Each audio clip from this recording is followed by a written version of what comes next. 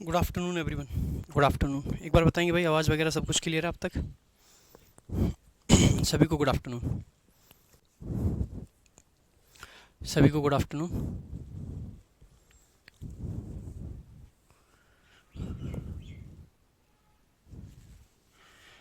Pronoun के class notes update नहीं हुए हैं कल के? अच्छा,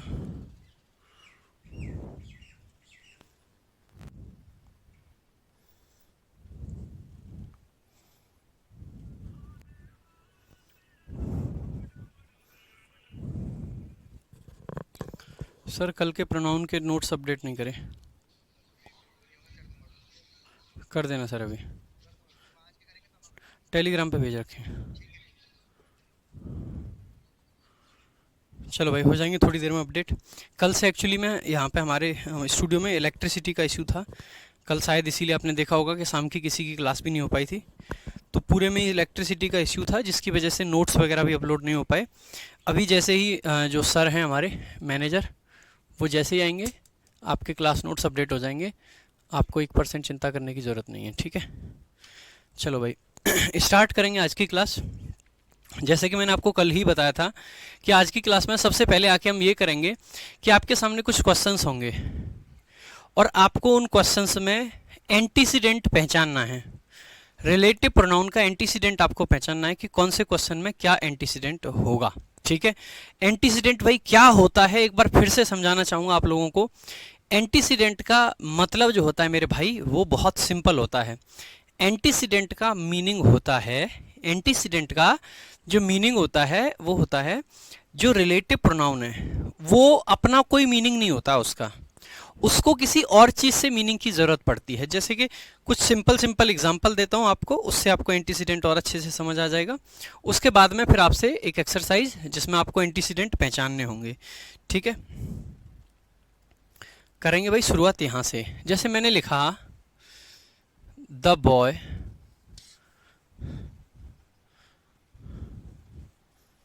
जैसे कि मैंने ये एग्जाम्पल लिखा, the boy who gave you this book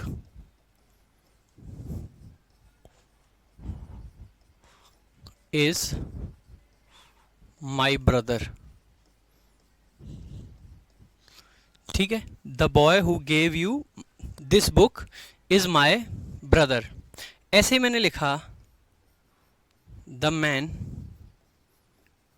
whom they robbed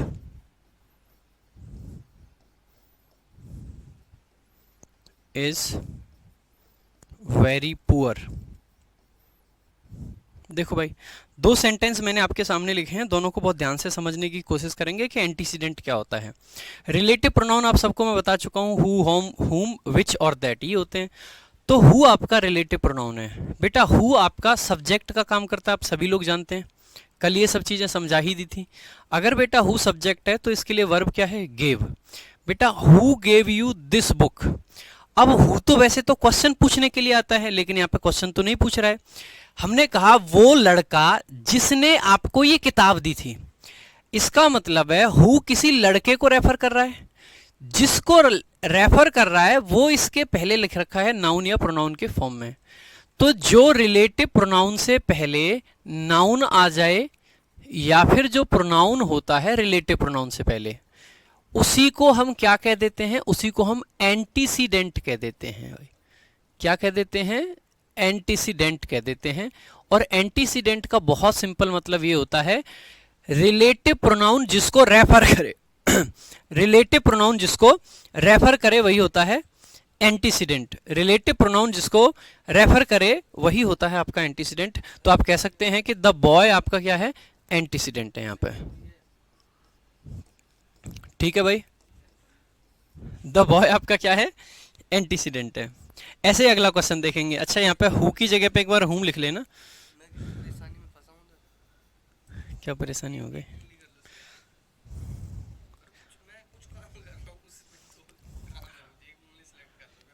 क्या सर, आप उंगली उंगली मैं ना करता। अरे एक तो कर लो यार, एटलीस्ट भाईचारे में कर लो। अगला क्वेश्चन देखेंगे भाई। कर लो। द मैन हुम दे देख रॉब्ड लो फिर। Is very poor. एक सिलेक्ट कर लो कोई। क्या करना अरे है? कुछ पहले फिर बाद में बताऊंगा, पक्का बताऊंगा। पहले बता दो। अरे नहीं, फिर वो ऐसे तो तुम जब मैंने बताई थी इसमें ये, इसमें नहीं, कौन सा ये नहीं बताना है, दो ऑप्शन क्या है। ऑप्शन नहीं बता सकता ना फिर तो। ये मतलब मैं वो कर रहा हूँ, कैसे नहीं करते, फिर मैं फंसा हूँ किसी मिथ में, फंसा हूँ, ये करना है वो करना है, कुछ एक मान लो। मिथ में नहीं, समस्या में फंसे, समस्या, समस्या कुछ भी मान लो यार। प्रॉब्लम में। प्रॉब्लम। बच्चे देख रहे हैं, कर लो। हंस रहे हैं बच्चे, कह रहे हैं मास्टर क्या, कहाँ से। अरे अरे यार, पंडित जी आदमी है यार ये, अब देखो उंगली सेलेक्ट करवा रहे हैं। अरे कुछ काम ला मामला है। चलो चलो ये कर लिए, अब बताना एक बार बाद में। बाद में बताऊंगा।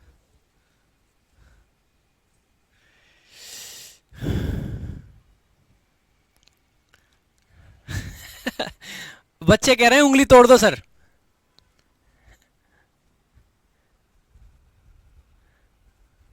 आ जाओ भाई। देखो, ऐसे ही अगला क्वेश्चन हमने लिखा द मैन हुम दे रॉब्ड। देखो हुम आपका रिलेटिव प्रोनाउन है, और अब की बार क्योंकि हुम क्या है, ऑब्जेक्ट है, तो इस वर्ब का ये ऑब्जेक्ट है, रॉब वर्ब का, जिसको लूटा। बेटा तो हुम किसके लिए आया है, किसको लूटा गया, कायदे से इस आदमी को लूटा गया। यानी कि हम कहते हैं जैसे यहां पे किसने दी किताब, किताब किसने दी, इस लड़के ने दी, तो हु किसको रेफर कर रहा है, इस लड़के को। ऐसे ही हमने कहा हुम दे रॉब्ड, जिसको लूटा गया, तो किसको लूटा गया, इस मैन को लूटा गया। यानी कि हुम किसको रेफर कर रहा है, इस मैन को रेफर कर रहा है। तो रिलेटिव प्रोनाउन जिसको रेफर करता है, रिलेटिव प्रोनाउन जिसको निर्देशित करता है, रिलेटिव प्रोनाउन जिसकी तरफ इशारा करता है, रिलेटिव प्रोनाउन जिसके लिए आता है, उसी को उसका एंटीसीडेंट कह देते हैं, उसी को उसका एंटीसीडेंट कह देते हैं। बात सही है कि नहीं, बात सही है कि नहीं, जल्दी से बताएंगे भाई। द मैन हुम दे रॉब्ड, यानी कि हुम आया किसके लिए है, इस मैन के लिए। बात सबसे पहले ये बताओ कि एंटीसीडेंट क्या होता है, ये बात क्लियर हुई या नहीं।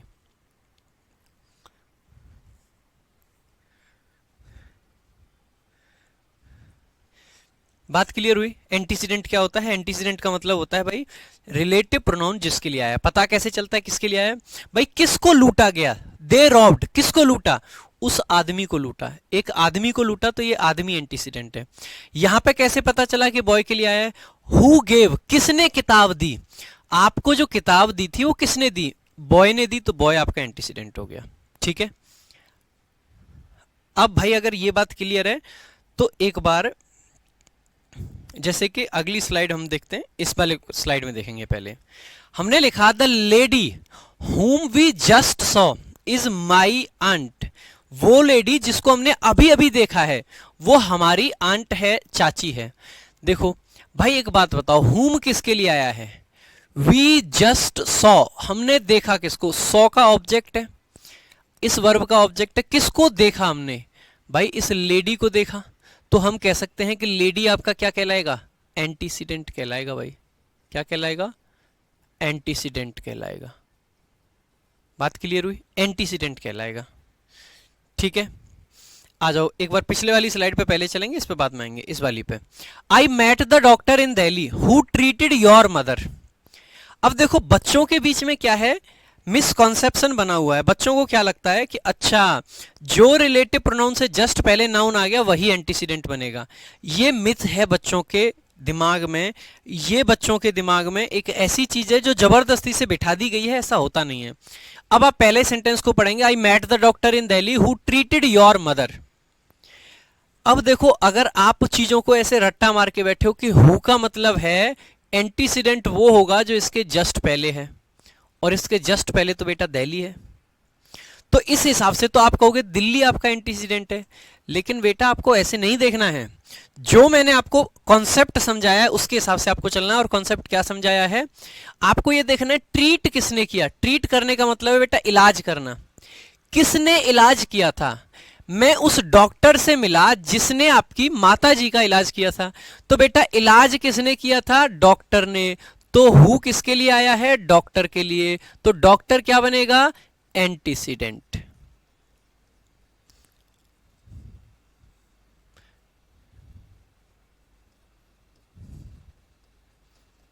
एंटीसीडेंट, सो डॉक्टर बनेगा आपका एंटीसीडेंट। हेलो, हाँ जी, नहीं करी क्या अब तक? अरे भाई साहब,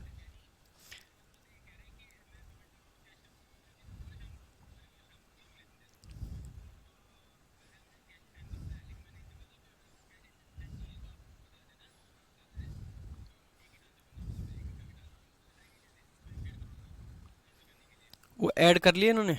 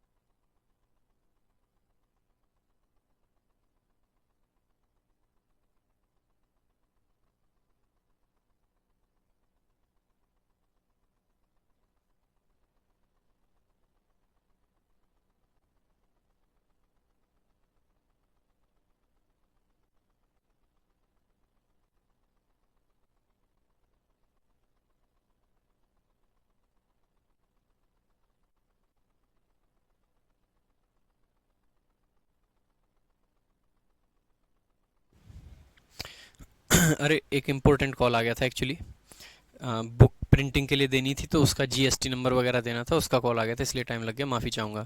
आगे देखेंगे भाई। तो भाई एंटीसीडेंट कैसे पहचाना हमने? भाई हमें सेंस देखना है कि ट्रीट दिल्ली थोड़ी ना करेगी, दिल्ली इलाज करेगी कि डॉक्टर इलाज करेगा? डॉक्टर इलाज करेगा, इसीलिए हम कह सकते हैं कि डॉक्टर आपका एंटीसीडेंट है। अच्छा, फिर दिल्ली बीच में कैसे आ सकता है? बेटा हम कह सकते हैं द डॉक्टर इन दिल्ली। बेटा इन दिल्ली हम इसलिए लिख पाते हैं क्योंकि ये बेसिकली एडवर्ब का काम कर रहा है। आपको बताई थी ना एक चीज, जितनी भी चीजें आपकी किसको बताती हैं? प्लेस को, स्थान को बताने वाली चीजें आपकी एडवर्ब की कैटेगरी में आती हैं। तो प्लेस को बताने वाली चीजें क्या हैं? एडवर्ब होती हैं। और एडवर्ब क्योंकि एंटीसीडेंट हम बनाना ही नहीं होता है, इसीलिए हम कह देंगे कि दिल्ली अगर बीच में आ रहा है तो कोई दिक्कत नहीं है। ठीक है, तो कोई दिक्कत नहीं है। आगे दूसरा क्वेश्चन देखेंगे भाई। नेक्स्ट क्वेश्चन में एंटीसीडेंट बताएंगे। The metals like gold that is used to make jewellery are always in demand. हमने कहा कि ऐसे मेटल्स जैसे कि गोल्ड है जिनका प्रयोग किया जाता है ज्वेलरी बनाने के लिए। एक बात बताओ मेरे को भाई, ये दैट आपका रिलेटिव प्रोनाउन है। एक बात बताओ, ज्वेलरी बनाने में क्या सिर्फ गोल्ड का ही प्रयोग किया जाता है, या हम कह रहे हैं कि गोल्ड जैसे सारे मेटल आप कहोगे सर सारे मेटल, तो इसका मतलब है इसका एंटीसीडेंट क्या होना चाहिए, इसका एंटीसीडेंट बेटा मेटल्स होना चाहिए।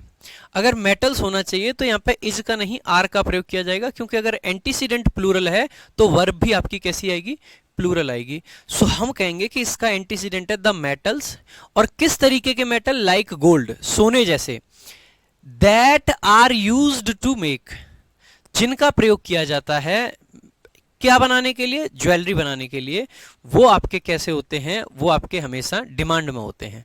ठीक है, तो हम कह सकते हैं कि मेटल्स आपका एंटीसीडेंट है। सेंस के हिसाब से हमें चलना होता है। देखो अगला क्वेश्चन देखेंगे, the gases in the atmosphere that increases the green house effect should be monitored strictly.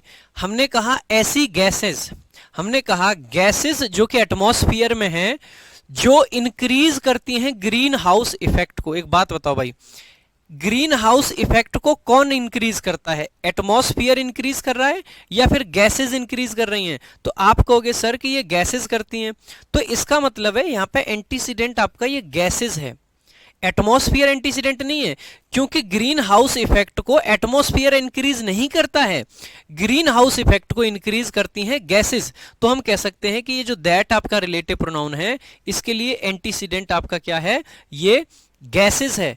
और अगर गैसेस बेटा एंटीसीडेंट है तो ये तो प्लूरल है, अगर प्लूरल है तो फिर इंक्रीज आपकी प्लूरल वर्ब आएगी, सिंगुलर वर्ब नहीं आएगी, इसीलिए यहां पे इंक्रीज होगा। ठीक है, इंक्रीज होगा। भाई बात समझ आ रही है कि हम एंटीसीडेंट किस तरीके से छांट पा रहे हैं? बेटा ये जो बैच चल रहा है ना, ये मेंस प्री सबके लिए सफिशिएंट है। आपको खुद से नहीं लगता है कि ये कॉन्सेप्ट आपको कहीं नहीं मिलेंगे? हर किताब में ना ऐसे लिख देते हैं कि रिलेटिव प्रोनाउन से पहले जो नाउन होता है ना, वही एंटीसीडेंट होता है। आपको जिस लेवल की चीजें मैं सिखा रहा हूं वो प्री, मेंस, बैंकिंग लेवल तक सफिशिएंट है, क्योंकि बहुत अच्छे लेवल की चीजें आपको समझाई जा रही हैं। ठीक है, आगे देखेंगे, आगे देखेंगे भाई। अगला question, I am learning the functions, मैं सीख रहा हूं, क्या सीख रहा हूं भाई, फंक्शंस को सीख रहा हूं। किस चीज के functions, of this digital board, इस डिजिटल बोर्ड के, दैट आर न्यू, जो कि नए हैं। बेटा एक बात बताओ, मैं क्या सीख रहा हूं, फंक्शंस, मैं उन वाले फंक्शंस को सीख रहा हूं जो कि नए हैं। एक बात बताओ, तो फिर एंटीसीडेंट क्या होगा, डिजिटल बोर्ड या फिर फंक्शंस? हमने कहा कि यहां पे हम वो वाले फंक्शंस को भी सीख रहे हैं जो फंक्शंस आपके क्या हैं, नए हैं। जो फंक्शंस आपके नए हैं उन फंक्शंस को हम सीख रहे हैं। तो दैट आर न्यू, इसका मतलब है कि फंक्शंस वो वाले जो कि नए हैं। लेकिन अगर बेटा मैंने ये लिख दिया होता दैट इज न्यू, तो बेटा मैं ये कह सकता था कि ये दैट अब की बार किसके लिए आ गया, बोर्ड के लिए आ गया। हो सकता है बोर्ड नया हो। अब देखो यहां पे दोनों पॉसिबिलिटी हैं। अगर दैट आर न्यू है तो हो सकता है हम फंक्शंस की बात कर रहे हैं कि मैं वो वाले फंक्शन सीख रहा हूं जो नए हैं। और दूसरा सेंटेंस मैंने कहा कि I am learning the functions of this digital board that is new, वो वाला डिजिटल बोर्ड जो नया है उसके फंक्शंस को सीख रहा हूं। तो इसका मतलब है कि दैट इज अगर लिखा है तो डिजिटल बोर्ड नया है, और दैट आर लिखा है तो बेटा फंक्शंस नए हैं। तो कई बार ऐसी सिचुएशन भी आएगी कि सिंगुलर भी पॉसिबल है, प्लूरल भी पॉसिबल है, बस उसका मीनिंग अलग अलग है, बस उसका मीनिंग अलग अलग है। दोनों आपके पॉसिबल हैं, लेकिन मीनिंग पे आपको ध्यान देना है। ठीक है भाई, आगे बढ़ेंगे। नेक्स्ट बच्चे कुछ पूछ रहे हैं, तीसरे क्वेश्चन को फिर से समझा दो। बेटा एक बात बताओ, ग्रीन हाउस इफेक्ट जानते हैं? कुछ ग्रीन हाउस आपकी गैसेस होती हैं, ग्रीन हाउस इफेक्ट कहा जाता है, जिससे गर्मी बढ़ रही होती है। तो गर्मी किसकी वजह से बढ़ती है, कुछ गैसेस की वजह से बढ़ती है या एटमॉस्फेयर की वजह से बढ़ती है? बेटा एटमॉस्फेयर की वजह से सर्दी गर्मी नहीं बढ़ती है, एटमॉस्फेयर के अंदर कुछ गैस होती हैं, उन गैसेस की वजह से या तो गर्मी बढ़ेगी या घटेगी, उन्हीं की वजह से ग्रीन हाउस इफेक्ट या तो बढ़ेगा या घटेगा। तो हम कह सकते हैं कि इंक्रीज करता कौन है, कौन इंक्रीज करता है? बेटा ये गैस इंक्रीज करती हैं। तो इसका मतलब है कि एंटीसीडेंट आपका ये गैस होगा। और गैस क्योंकि प्लूरल फॉर्म में आ रखा है, गैसेस लिख रखा है, क्योंकि एक गैस इंक्रीज नहीं कर रही है, कई सारी ऐसी गैस हैं जो ग्रीन हाउस इफेक्ट को बढ़ाती हैं। तो इसका मतलब है कि हम कह सकते हैं कि यहां पे वर्ब भी आपकी प्लूरल आएगी, क्योंकि एंटीसीडेंट आपका प्लूरल है। यहां से हम ये कॉन्सेप्ट सीखते हैं कि अगर एंटीसीडेंट प्लूरल हो तो वर्ब प्लूरल, और अगर एंटीसीडेंट सिंगुलर हो तो वर्ब सिंगुलर। ठीक है, आगे चलेंगे भाई। नेक्स्ट,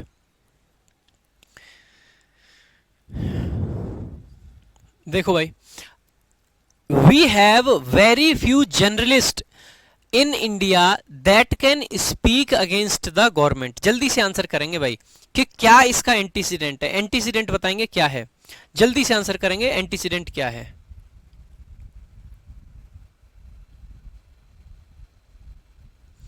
जल्दी से बेटा, इंक्रीज सिंगुलर नहीं है, इंक्रीज अपने आप में प्लूरल है।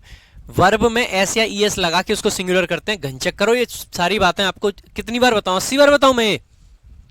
बदतमीज, अरे कम से कम 20 बार बता दी कि नाउन में कोई अगर एस या ईएस लगाते हैं तो नाउन को प्लूरल बना देते हैं, लेकिन वर्ब के अंदर एस या ईएस लगता है तो वर्ब अपने आप में सिंगुलर हो जाती है। ये रोज रोज बताने की बात है। देखो भाई, आपसे पूछा गया है कि एंटीसीडेंट क्या है। बेटा एक बात बताओ, दैट आपका रिलेटिव प्रोनाउन है और रिलेटिव प्रोनाउन के आगे वर्ब क्या लिख रखा है? Can speak. हमने कहा कि ऐसे जर्नलिस्ट बहुत कम हैं जो सरकार के खिलाफ बोल पाए। बेटा स्पीक कौन करेगा? इंडिया स्पीक करेगा या ये जर्नलिस्ट स्पीक करेंगे? तो आप कहोगे कि सर जर्नलिस्ट स्पीक करेंगे, तो इसका मतलब है कि इस दैट का एंटीसीडेंट क्या बना? ये जर्नलिस्ट्स बने, तो इसका मतलब है ये इसका एंटीसीडेंट बन गया। अगर ये एंटीसीडेंट है आपका, क्योंकि कैन वर्ब है तो सिंगुलर प्लूरल यहां पे देखने की जरूरत नहीं पड़ेगी, ठीक है। तो हम कहेंगे कि ये आपका एंटीसीडेंट है। तो एंटीसीडेंट पहचानना आपको आना चाहिए। अगर आप लोग एंटीसीडेंट को पहचान पाए हैं तो भाई एक बार ये वाले 3 क्वेश्चन और हैं, एक बार इनको भी बताएंगे। जैसे कि पहला question, we need a person on the panel who is able to read medical documents. हमने कहा we need a person on the panel, हमने कहा हमें पैनल पर एक ऐसा पर्सन चाहिए जो मेडिकल डॉक्यूमेंट्स को पढ़ पाए। इसमें आपको एंटीसीडेंट बताना है जल्दी से। और ये वाला जो लास्ट में क्वेश्चन है ना भाई, ये एसएससी सीएचएसएल 2021 का जो पेपर, सॉरी 2022 का जो पेपर अभी रिसेंटली हुआ उसमें पूछा गया है, ठीक है।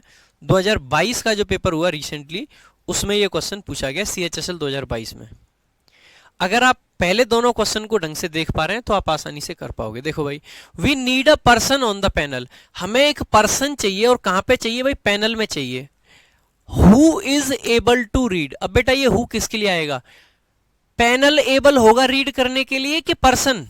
बेटा मेडिकल डॉक्यूमेंट्स को कौन पढ़ेगा?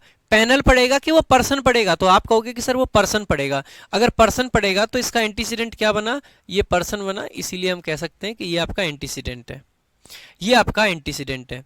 नेक्स्ट देखेंगे भाई, Harish is the boy in our locality who can solve any problem. बेटा एक बात बताओ, हु किसके लिए आया है? हु क्या लोकेलिटी के लिए आया है? हम कहना चाह रहे हैं हरीश हमारी कॉलोनी में एक ऐसा लड़का है जो कोई भी प्रॉब्लम को सॉल्व कर सकता है। तो बेटा who can solve any problem, कौन? Boy.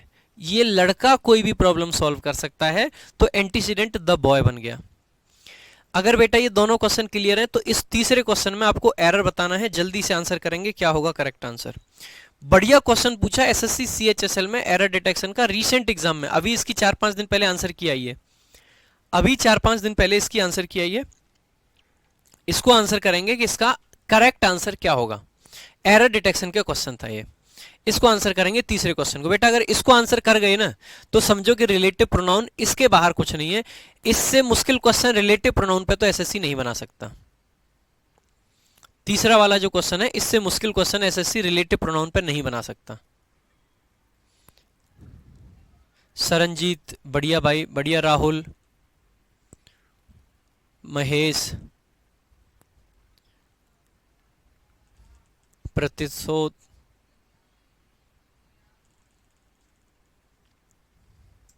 SSC aspirant Dev, Surjeet, income tax inspector, income tax officer, Shivam, सारे बच्चे सही आंसर कर रहे हैं। अब देखो भाई, सबसे पहले हम सेंटेंस को पढ़ते हैं। Atmospheric rivers are long narrow bands of moisture in the atmosphere that extends from the tropics to higher latitudes. देखो भाई, दैट आपका क्या है? रिलेटिव प्रोनाउन है। अब दैट एक्सटेंड्स, क्या एक्सटेंड करता है? क्या मैं ये कहना चाह रहा हूं कि एटमॉस्फियर आपका एक्सटेंड करता है ट्रॉपिक्स से लेके हायर लैटिट्यूड तक? नहीं बेटा, एटमॉस्फियर तो हर जगह है। हम कहना चाह रहे हैं कि जो एटमॉस्फियरिक रिवर होती है ना, बेसिकली वो क्या होते हैं? लंबे और नैरो यानी कि सकरे बैंड होते हैं किसके? मॉइस्चर के। और ऐसे बैंड जो कि एक्सटेंड करते हैं कहां से? ट्रॉपिक्स से लेके लैटिट्यूड्स तक। तो क्या एक्सटेंड कर रहा है बेटा? ये बैंड एक्सटेंड करते हैं। ना तो आप कहोगे एटमॉस्फियर एक्सटेंड कर रहा है, ना मॉइस्चर। मॉइस्चर के बैंड हैं और ऐसे बैंड जो कि एक्सटेंड करते हैं। अगर बेटा इसका एंटीसीडेंट ये बैंड है, इसका मतलब है कि वर्ब आपकी बैंड के हिसाब से आएगी, और क्योंकि बैंड प्लूरल फॉर्म में है इसीलिए वर्ब भी प्लूरल फॉर्म में आएगी, और एक्सटेंड लिखना पड़ेगा एक्सटेंड्स की जगह पे। तो आपका जो करेक्ट आपका एंटीसीडेंट है वो बैंड्स है। क्या है? बैंड्स। इसीलिए आपका बैंड्स करेक्ट आंसर है। ठीक है, इसीलिए बैंड्स आपका करेक्ट आंसर है। अब बेटा अब आप ये देखो कि ऐसा हो क्यों रहा है। देखो भाई, ये जो प्रेपोजिशन ऑफ है, ये जो मॉइस्चर है, मॉइस्चर क्या है? मॉइस्चर का रिलेशन किससे बेटा? इस बैंड से ही है।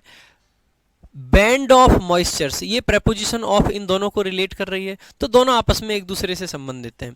और ये मॉइस्चर कहाँ है? इन द एटमॉस्फियर। एटमॉस्फियर है तो ये इन द एटमॉस्फियर भी इसी के लिए आया है। तो ये सब एक दूसरे से रिलेटेड हैं, और जब तक ये रिलेशन चलता रहेगा तब तक हमारा कोई भी वर्ड इनमें से जरूरत के हिसाब से आपका एंटीसीडेंट बन सकता है। अब आ जाते हैं भाई इन वाले क्वेश्चंस पे जो कल भी आपको कराए थे, जहां पे जरूरी होता है कि एंटीसीडेंट रिलेटिव प्रोनाउन के जस्ट पहले रखा जाए।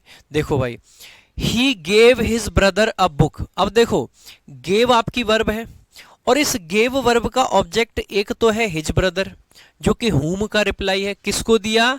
हिज ब्रदर को।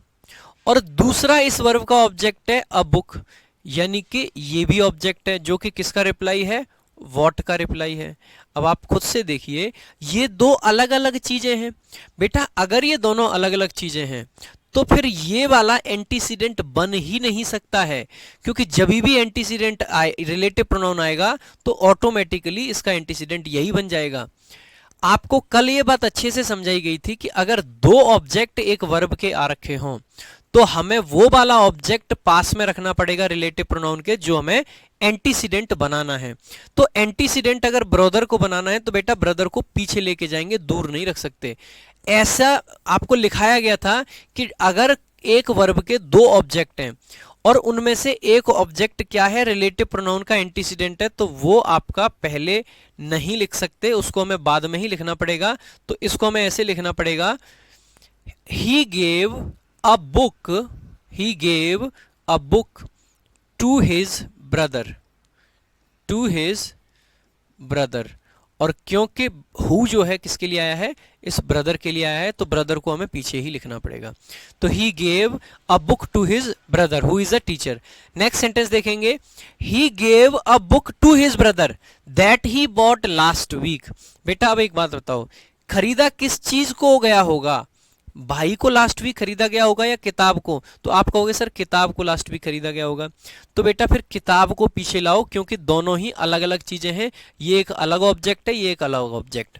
तो आपको क्या याद रखना है कि देखो, अगर किसी वर्ब का एक ही ऑब्जेक्ट है फिर तो बहुत सिंपल है, एंटीसीडेंट दूर हो पास हो कोई दिक्कत नहीं है। दो ऑब्जेक्ट के केस में हमें ये देखना पड़ेगा कि वो वाला ऑब्जेक्ट जो इसका एंटीसीडेंट है वो इसके पास रहना चाहिए। तो ये वाली चीज यहां से हट जाएगी और हम इसको लिखेंगे, he gave his brother, he gave his brother a book that he bought last week. आगे देखेंगे, the members of the club who have signed the agreement can participate in the event. अब देखो भाई, हु किसके लिए आया है? क्या क्लब के लिए आया है? ना बेटा, हम कह रहे हैं वो मेंबर क्लब के जो साइन कर चुके हैं एग्रीमेंट। तो बेटा हु किसके लिए आया है?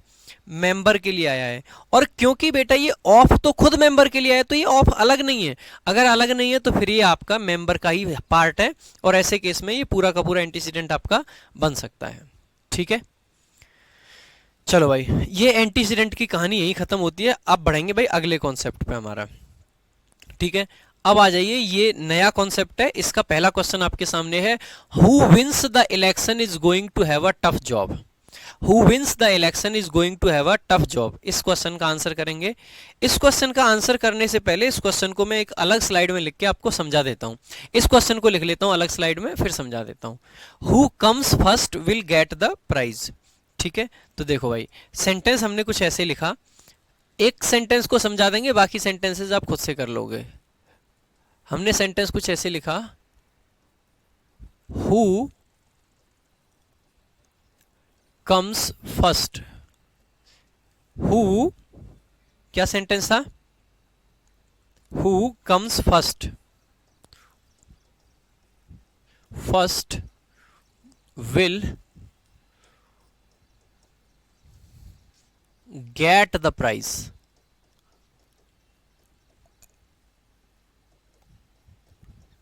Will get the prize. देखो भाई, इस सेंटेंस को देखोगे तो आपको एक चीज आसानी से समझ आ जाएगी। क्या समझ आ जाएगी, देखिएगा बेटा, ये हु आपने लगा दिया, ये हु आप लोगों ने लगा दिया। अब तक हम बार बार एक ही चीज ढूंढ रहे थे कि एंटीसीडेंट कहां है। बेटा, इसके सामने तो कोई एंटीसीडेंट है ही नहीं। अगर इसके सामने कोई एंटीसीडेंट, कोई नाउन प्रोनाउन है ही नहीं, जब कुछ है ही नहीं, कोई नाउन प्रोनाउन नहीं है, तो एंटीसीडेंट क्या बनाएंगे, कुछ बना ही नहीं पा रहे हैं। एंटीसीडेंट हम बना ही नहीं पा रहे हैं, तो फिर हमें भाई एंटीसीडेंट की जरूरत पड़ेगी। भाई बिना एंटीसीडेंट के क्या रिलेटिव प्रोनाउन लिख सकते हो, बिल्कुल नहीं लिख सकते। तो पहली बात तो यह है कि इस हु का एंटीसीडेंट नहीं है। दूसरी बात भाई, दूसरी बात देखो, एक चीज की और कमी लग रही है। क्या, चलो इस कम वर्ब के लिए तो हु आपका सब्जेक्ट हो गया, बात सही है भाई, कम वर्ब के लिए सब्जेक्ट कौन बना, हु बन गया। लेकिन एक बात बताओ, इस विल गेट वर्ब के लिए क्या आपको सब्जेक्ट नहीं चाहिए, बिल्कुल चाहिए भाई, सब्जेक्ट चाहिए। तो इसका सब्जेक्ट है कहां, इसका सब्जेक्ट है कहां, बेटा इसका सब्जेक्ट तो है ही नहीं कहीं, क्योंकि फर्स्ट तो अपने आप में क्या है, एक एडवर्ब है। तो क्या आप सब्जेक्ट ढूंढ पाए, नहीं ढूंढ पाए। अगर बेटा नहीं ढूंढ पाए हैं, इसका मतलब है आपको सब्जेक्ट लगाना पड़ेगा। तो हम इस सेंटेंस को अगर ऐसे लिख दें, anyone, anyone who comes first, जो भी सबसे पहले आएगा, who comes first will get the prize, will get the prize. अब आप एक बार देखने की कोशिश करना भाई, इससे क्या हुआ, इस एनीवन के लिख देने से। देखो बहुत जरूरी कॉन्सेप्ट है, समझ आ जाएगा तो मजा आ जाएगा एकदम। देखिएगा, अब इस एनीवन के लिख देने से दो काम हो गए बेटा। देखो, इस कम वर्ब का सब्जेक्ट क्या बन गया, हु बन गया। तो एक सब्जेक्ट तो बन गया बेटा हु, ठीक है, बात क्लियर है। दूसरा सब्जेक्ट क्या बन गया, ये जो विल गेट है, इसके लिए सब्जेक्ट का काम किसने कर दिया, इस एनीवन ने। तो दूसरा सब्जेक्ट आपका क्या बन गया, एनीवन, यानी कि सेंटेंस आपका करेक्ट हो गया। एक दूसरी बात क्या हुई कि इस हु को एक एंटीसीडेंट बन गया, मिल गया, जो कि क्या है, एनीवन। मैंने बताया था ना, नाउन या प्रोनाउन एंटीसीडेंट हो सकते हैं, नाउन या प्रोनाउन एंटीसीडेंट हो सकते हैं। तो देखो, इस एनीवन के लगा देने से दो काम हमारे जो कम पड़ रहे थे दोनों ही सॉल्व हो गए। पहला कि हु को एक एंटीसीडेंट मिल गया और इस विल गेट को एक सब्जेक्ट मिल गया। तो अगर आपका सेंटेंस के स्टार्टिंग में बिना किसी एंटीसीडेंट के हु लगा रखा हो, उसके आगे आप एनीवन लगा दीजिए, आपका काम चल जाएगा। अब आप कहोगे क्या सर सिर्फ एनीवन लगा सकते हैं, कुछ और नहीं लगा सकते? बिल्कुल लगा सकते हैं भाई, आप वन लगा दीजिए, काम चल जाएगा। ठीक है, आप लगा दीजिए one who comes first will get the prize. आप वन लिख दीजिए, कोई नहीं रोक सकता है, ये भी एकदम करेक्ट है, कोई दिक्कत नहीं है भाई, वन लिखने से भी सेंटेंस सही बनेगा। और क्या लिख सकते हैं बेटा, बहुत कुछ लिख सकते हैं। फिर हमें क्या लिखना चाहिए, अब आप एक चीज को समझना, अगर आप कहीं पे लिख रहे हैं ना एनीवन प्लस में हु, इस दोनों को रिप्लेस करके आप लिख सकते हैं हु एवर। क्या लिख सकते हैं भाई, हु एवर। तो हु एवर का मतलब क्या होता है? हु एवर एक ऐसा रिलेटिव प्रोनाउन है जो कि रिलेटिव प्रोनाउन तो है ही, साथ में इसके अंदर एंटीसीडेंट भी शामिल है, यानी कि रिलेटिव प्रोनाउन भी इसी में शामिल है, एंटीसीडेंट भी इसी में शामिल है, दोनों की दोनों चीजें इसमें शामिल है। तो आसानी से हम कह सकते हैं कि एनीवन हु जो लिखा था हमने, इस पूरे को हम रिप्लेस करके लिख सकते हैं हु एवर। तो ये वाला जो सेंटेंस था जो ऊपर हमने लिखा, इस सेंटेंस को हम इस तरीके से भी सही कर सकते हैं कि यहां पे हु को हटा के और हम हु एवर लिख दें। अगर हमने हु एवर लिख दिया तो इसका मतलब हो जाएगा एनीवन हु। तो whoever comes first will get the prize, हम इस तरीके से भी लिख सकते हैं। तो एनीवन प्लस हु दोनों को मिला के हु एवर लिख दीजिए, आपका सेंटेंस करेक्ट हो जाएगा। कुछ बच्चे पूछ रहे हैं कि क्या सर यहाँ पे दोज लिख दें? तो बेटा अगर दोज लिख देंगे तो कम्स गलत हो जाएगा, क्योंकि दोज अपने आप में प्लूरल है, और अगर प्लूरल है तो कम्स नहीं कम होना चाहिए था, इसलिए दोज नहीं लिख पाएंगे। बेटा एवरीवन ऐसे कहेंगे कि सब जो पहले आएंगे, बेटा एवरीवन नहीं, जो पहले आएगा तो उस सेंस में एनीवन आएगा। ठीक है, आ जाओ भाई आगे चलते हैं, दूसरा क्वेश्चन देखेंगे इसी तरीके का जो सामने है। देखो एक बार तीसरे वाले सेंटेंस को भी लिख लेता हूं और उसको भी डिटेल में एक्सप्लेन कर देता हूं, जिससे कि आपके लिए आसानी और हो जाएगी। ठीक है, क्या सेंटेंस है कुछ तीसरे वाला, कुछ इस तरीके से है। My uncle used to trust whom he would meet. देखो यहां पे लिख रहा हूं भाई sentence, my uncle used to trust whom he would meet। देखो भाई इस सेंटेंस को भी फिर से बड़े ध्यान से समझेंगे भाई, ये पूरा का पूरा कॉन्सेप्ट बहुत जरूरी है आप सभी लोगों के लिए, तो इसको समझना बहुत जरूरी है। देखो भाई, my uncle used to trust whom he would meet, भाई आपने whom लगाया है, whom को आप कहते हैं कि ये अपने आप में क्या है भाई, रिलेटिव प्रोनाउन है कि नहीं? रिलेटिव प्रोनाउन है। अब एक बात बताओ मुझे, ऐसा क्या रिलेटिव प्रोनाउन जिसका एंटीसीडेंट ही ना हो? क्या एंटीसीडेंट है? नहीं है, एंटीसीडेंट अपने आप में गायब है। ठीक है, तो एंटीसीडेंट अगर गायब है तो सेंटेंस गलत हो गया। तो पहली बात तो बेटा एंटीसीडेंट गायब है। दूसरी बात, ये जो ट्रस्ट वर्ब है, किसको ट्रस्ट करते थे? ट्रस्ट whom, किसको ट्रस्ट करते थे? बेटा इसका ऑब्जेक्ट भी गायब है। तो हमें क्या क्या चाहिए? एक तो हमें इस ट्रस्ट वर्ब के लिए क्या चाहिए? ऑब्जेक्ट चाहिए। ठीक है, एक तो हमें क्या चाहिए? ऑब्जेक्ट नहीं है, ऑब्जेक्ट चाहिए। दूसरा हमें क्या चाहिए? इस रिलेटिव प्रोनाउन के लिए हमारे पास में कोई भी एंटीसीडेंट नहीं है। क्या नहीं है? एंटीसीडेंट नहीं है। अगर एंटीसीडेंट नहीं है तो हमें एक एंटीसीडेंट भी चाहिए। फिर कैसे सही करेंगे भाई? जिस तरीके से वहां पे हमने एनीवन लगाया था, यहां पे भी हम एनीवन लगा सकते हैं, और इस सेंटेंस को हम ऐसे लिख सकते हैं, my uncle used to trust anyone whom he would meet। देखो भाई हमने सिर्फ क्या किया, एक शब्द एनीवन को बीच में डाल दिया। ठीक है, सिर्फ एक एनीवन को बीच में डाल दिया। अब ये एनीवन क्या करेगा? इस ट्रस्ट वर्ब का क्या बन गया भाई? ऑब्जेक्ट बन गया। तो हम कह सकते हैं इस ट्रस्ट वर्ब को ऑब्जेक्ट मिल गया, और इस whom जो कि अपने आप में रिलेटिव प्रोनाउन है, इसको क्या मिल गया? इसको भाई एंटीसीडेंट मिल गया। क्या मिल गया? एंटीसीडेंट मिल गया। तो मैं कह सकता हूं कि ये सेंटेंस अब आपका करेक्ट हो गया। फिर मैं कह सकता हूं कि ये सेंटेंस आपका अब करेक्ट हो गया। और दूसरी चीज आप क्या कह सकते हैं भाई, कहीं पे भी अगर आप लिख रहे हैं एनीवन प्लस में whom, तो इसकी जगह पे आप क्या लिख सकते हो? इसकी जगह पे दोस्त आप लिख सकते हो whom ever। क्या लिख सकते हैं? whom ever। whom ever क्यों लिखा बेटा? देखो ये एनीवन जो था वो ऑब्जेक्ट था, इसीलिए हमने whom ever लिख दिया। ठीक है, so my uncle used to trust whom ever he would meet। whom ever he would meet. तो हम क्या कर सकते हैं भाई, इस whom की जगह पे अगर हमको सिर्फ सेंटेंस को करेक्ट करने से ही मतलब था, तो ये जो ये whom लिखा है हमने, इसकी जगह पे हमको whom ever लिख देना चाहिए, वो आपका करेक्ट सेंटेंस हो जाएगा। बात क्लियर है भाई? whom ever कब आता है, who ever कब आता है, ये बात समझ आ गई? देखो बहुत डिटेल में एक एक चीज को ओपन करके आपको समझाया गया है, ठीक है। अगर फिर भी डाउट है तो आप अभी पूछ लीजिए, नहीं तो बाद में दिक्कत होगी।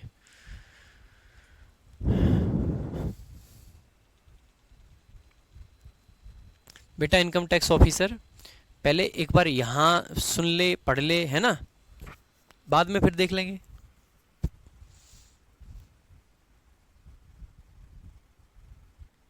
बेटा एनीवन सब्जेक्ट बन सकता है, एनीवन अपने आप में एक प्रोनाउन होता है भाई। जितने आपको पढ़ाए नहीं थे indefinite pronoun, anyone, someone, everyone, ये सब प्रोनाउन थे। और प्रोनाउन अगर कोई चीज है तो या तो सब्जेक्ट बनेगा या ऑब्जेक्ट बनेगा। ऊपर वाले सेंटेंस में जो मतलब पिछले वाला सेंटेंस था, उसमें एनीवन आपका क्या था, सब्जेक्ट था। यहाँ पे एनीवन क्या है, ऑब्जेक्ट है। कोई भी प्रोनाउन सब्जेक्ट है, ऑब्जेक्ट बन सकता है, इसमें क्या दिक्कत हो गई? आ जाओ भाई, दो सेंटेंस आपको समझा दिए हैं। इन दोनों सेंटेंस के हिसाब से आप जो बाकी के सेंटेंस इस स्लाइड के हैं, इनको आंसर करेंगे। क्या होगा करेक्ट आंसर?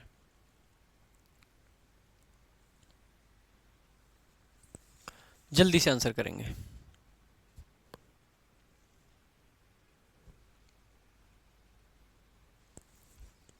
जल्दी से ये दो बाकी के क्वेश्चंस हैं, इनका आंसर करेंगे। दो क्वेश्चन मैंने कराए हैं और बाकी के सब आप आंसर करोगे।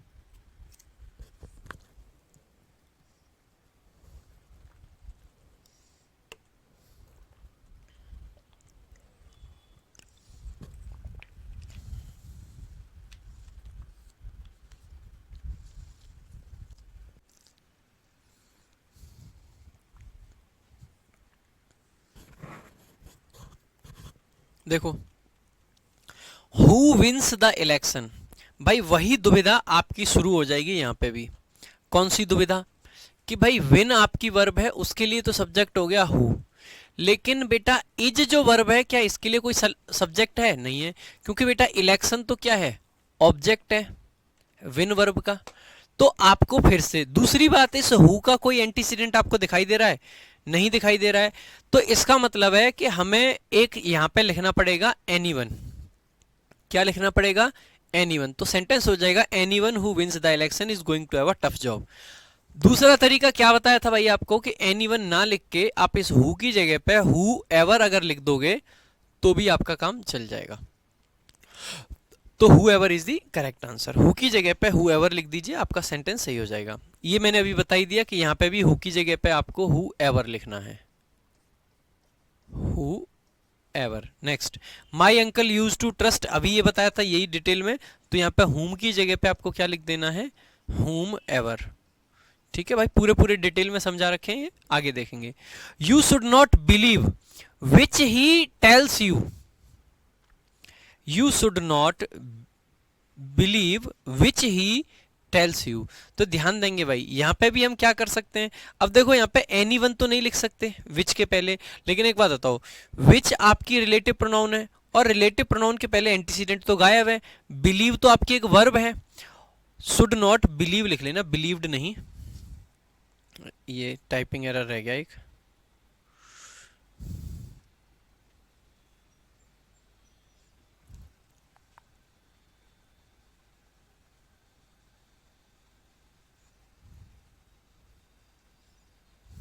आ जाओ, ठीक है। You should not believe which he tells you. अब एक बात देखो आप भाई, इस विच के लिए एंटीसीडेंट नहीं है। फिर से क्या करेंगे भाई, यहां पे भी हमें क्या लिखना पड़ेगा, एनीथिंग प्लस में विच या दैट। वैसे दैट आता है एनीथिंग के बाद में, विच नहीं यूज करते हम। Anything that. और भाई इसकी जगह पे हम क्या लिख सकते हैं, हम लिख सकते हैं या तो वॉट, ठीक है, और या फिर हम लिख सकते हैं वॉट एवर। ठीक है, क्या लिखेंगे, एनीथिंग, वॉट या फिर वॉट एवर। दोनों ही लिख सकते हैं, वॉट एवर भी सही है और वॉट भी सही है, दोनों का मीनिंग सेम होता है। वॉट का और वॉट एवर का, दोनों का मीनिंग आपका सेम होता है। ठीक है, तो हम यहाँ पे क्या लिख देंगे, so you should not believe what ever he tells you, whatever he tells you।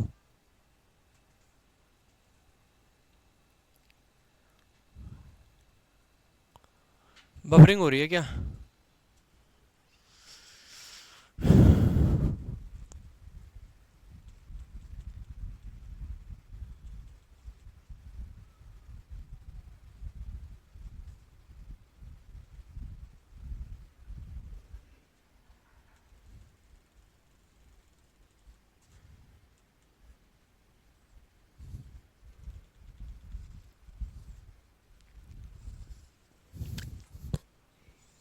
हाँ जी।